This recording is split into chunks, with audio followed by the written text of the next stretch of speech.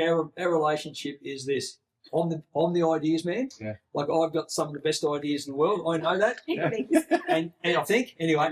And she's the one who pulls me up and says, "You can't bloody do that." And she goes, "This is a reason." Boom, boom, boom. And I go, "Yeah, okay, you're right."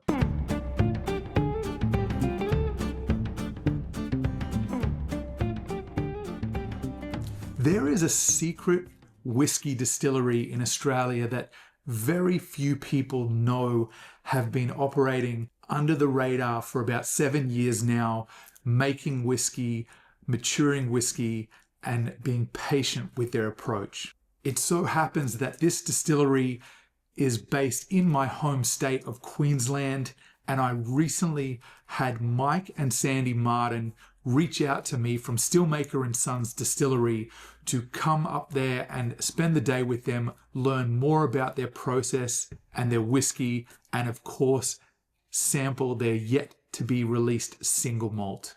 So enjoy part 1 of my time at Stillmaker and Sons Distillery in Montville, Queensland.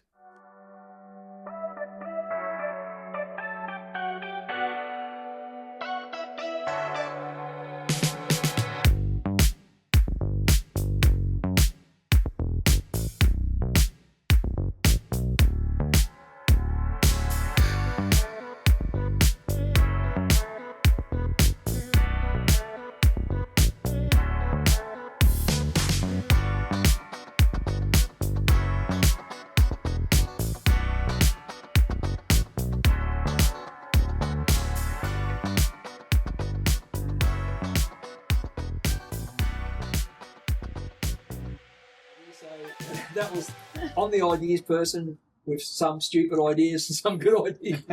And she's the small details person, and really truly, you can't do one without the other. Yeah. Because Sandy would never think the way I think, and I'd never think the way she thinks when it comes to doing this sort of stuff. So as a combination, we're amazing. I think we do a good job together. What I would like to ask about Yep. is this beautiful still. Yep. So when you mentioned Burns, Yeah.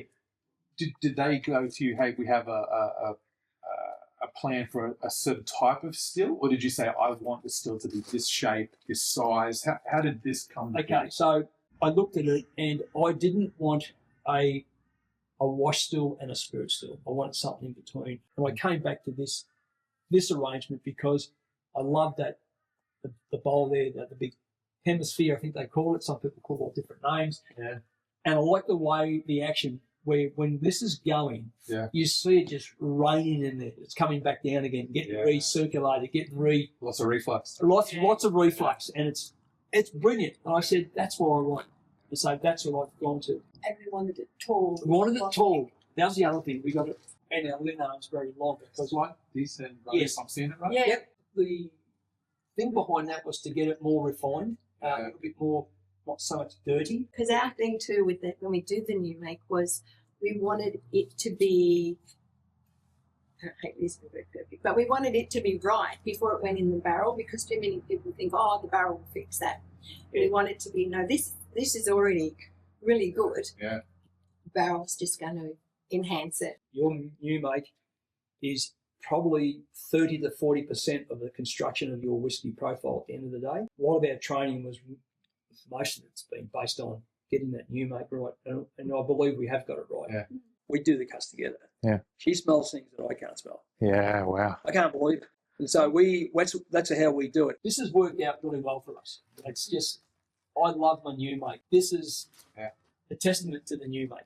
The interesting part about this still, the hemisphere, the bowl part, that's actually hand spun in Melbourne.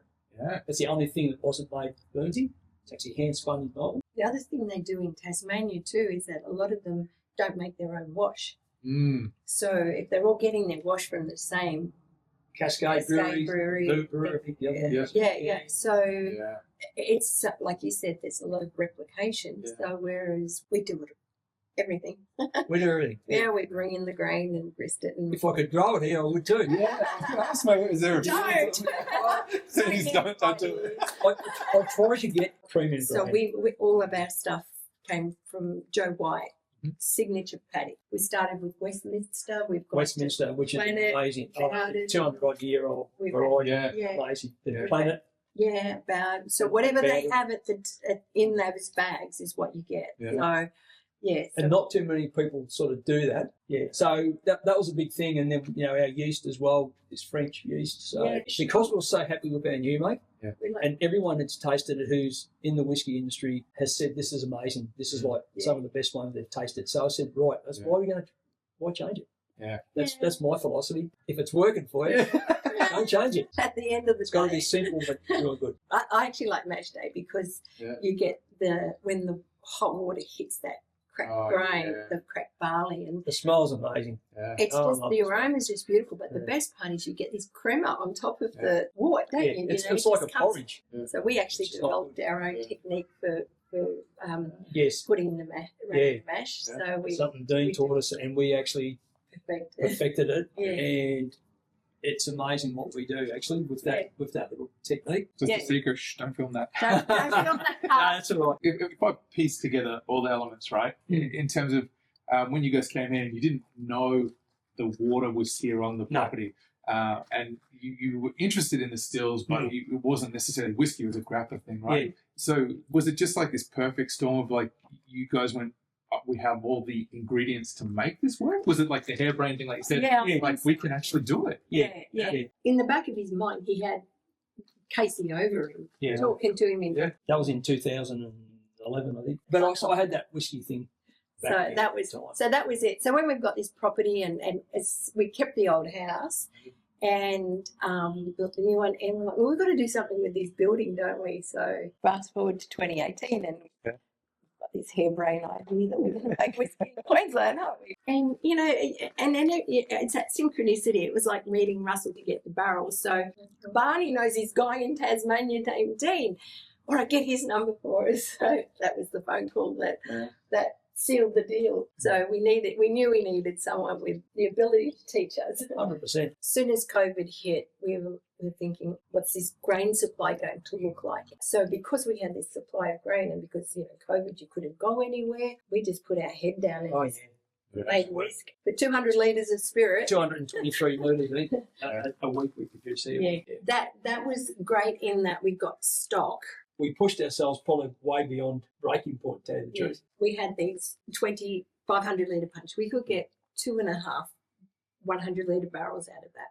So that equated to, say, 30 barrels. I think if we didn't have the barrels, we would have slowed it down a bit, but there was this always in the back of this mind. So there were lots of times we thought, this is a too much burden of trying to get these barrels, fill these barrels up. But no, we persevered. Have you got many empty barrels at the moment? That's it. No. They're all full. Yeah. And we'll do a couple of runs over the next couple of months or so. Yep. Just keep the stock levels. Yeah. I think you're saying you've kind of filled it up. Oh, pretty it's much. pretty Well, that's it. Oh, that was the other thing. We worked out the place is full. There's not a nook or a cranny for another barrel. Sort of this stage of my game, it's just like, No. well, Yeah. how much do you want to make?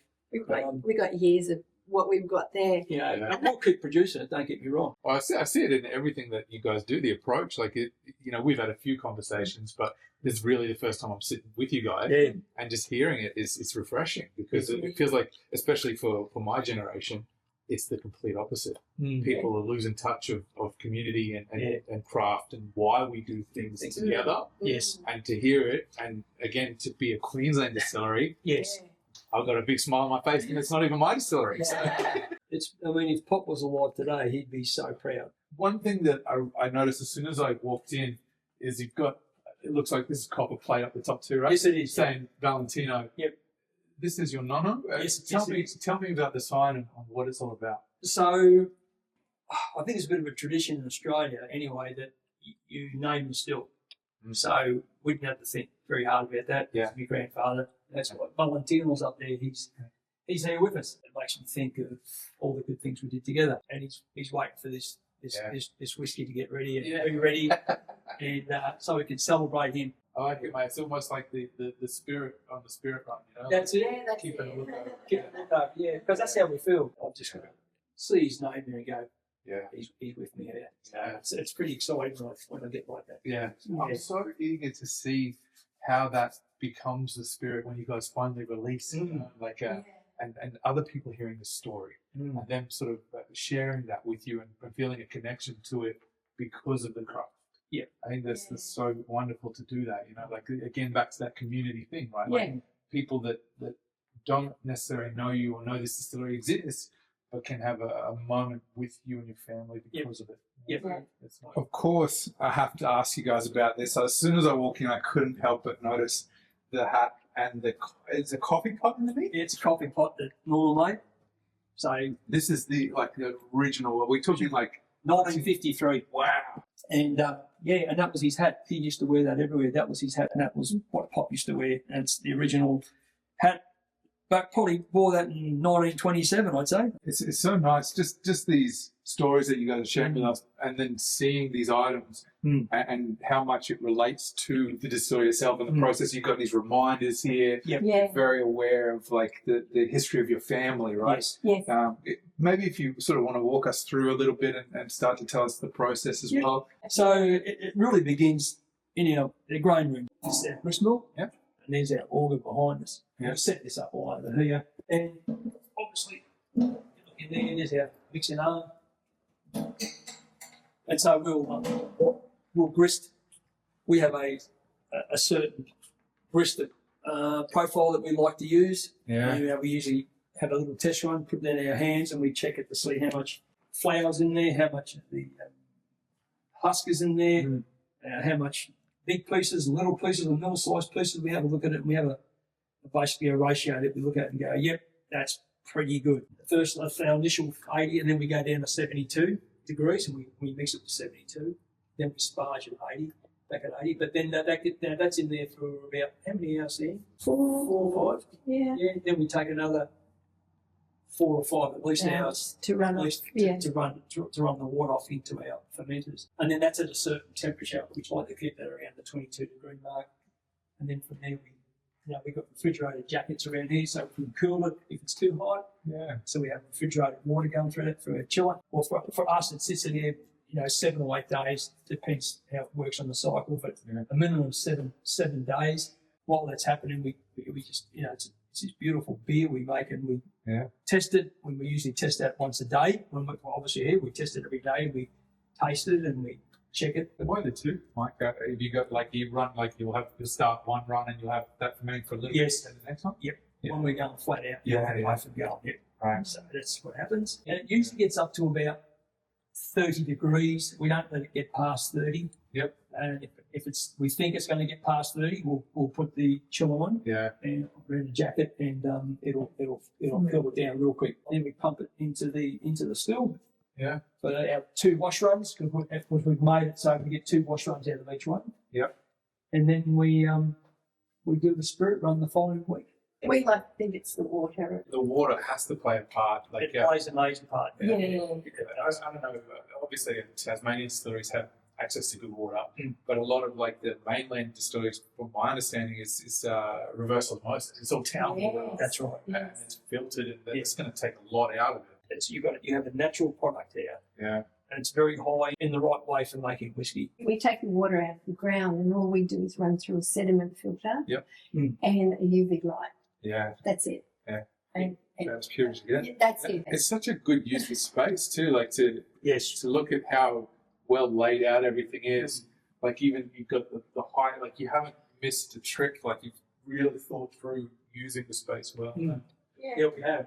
Everything. Even these were designed to sit in here, because initially I was actually going to pull this roof off, so it would have been 2-story high in there. You can see all this. This is all handmade. You see all the copper here. Yeah. Our manifold, all that's all handmade. Everything, all the copy you see here, it's all been done on site here. You guys have really been meticulous in your approach already. That's right. And I think it's just our nature, isn't it, really? We're not wasteful people. No. I'd love for people to taste what I'm experiencing with you today, because I don't know if it's just the fact we're in this wonderful environment tasting it together, but it's like I'm experiencing part of your story, your traditions, your family values, and I think that's important in a country like Australia that our whiskey industry is barely 30 years old, if that. So to draw back on what matters to you and your family and Sandy's family to create something that puts tradition in a young industry and shows that connection, I think is important.